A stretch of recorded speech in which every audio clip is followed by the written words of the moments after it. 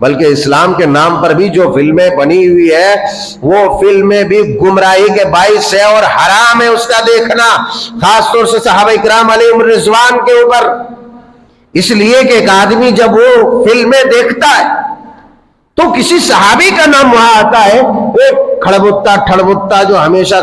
ناپاک رہتا ہے، پتہ نہیں کیسا رہتا ہے، کون ہے، مسلمان ہے غیر مسلمان ہے، کسی معزز صحابی کا نام آ گیا تو اب فلم دیکھنے والے کی نگاہ میں اس صحابی کا، چونکہ صحابی کو تو دیکھا ہی نہیں اس نے،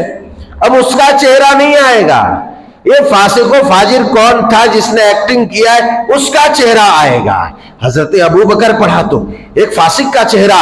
ابو بکر کے چہرے، نعوذ باللہ نعوذ باللہ، سارے دنیا کے ولیوں کا چہرہ ایک طرف رکھ دیا جائے، ابو بکر کے چہرے کا مقابلہ نہیں کر سکتا. سارے دنیا کے ولیوں کا چہرہ ایک طرف رکھ دیا جائے، عمر کے چہرے کا مقابلہ نہیں کر سکتا، عثمان کے چہرے کا، علی کے چہرے کا، بلال کے چہرے کا مقابلہ نہیں کر سکتا. آدمی گیا باہر، نہیں جاتا تھا تب بھی چلتا تھا، مگر پھر بھی باہر چلا گیا، تو امام ابن قدامہ کہتے ہیں کہ اس آدمی کا اعتکاف باطل ہو گیا، ریجیکٹ ہو گیا، فاسد ہو گیا، ٹوٹ گیا، ختم ہو گیا. اس لیے کہ اعتکاف کا مطلب ہی یہ ہے کہ دنیا سے تعلق قطع کر کے مسجد میں گوشہ نشی ہو جائے اور اللہ کے ذکر و عبادت میں وہ وقت لگائے، اللہ کے ذکر و عبادت میں.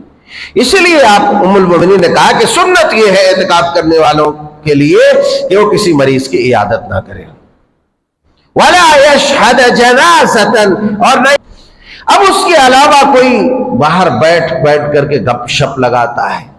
یا مسجد ہی میں بیٹھ کر کے گپ شپ لگاتا ہے، یا موبائلوں میں لگا ہوا ہے.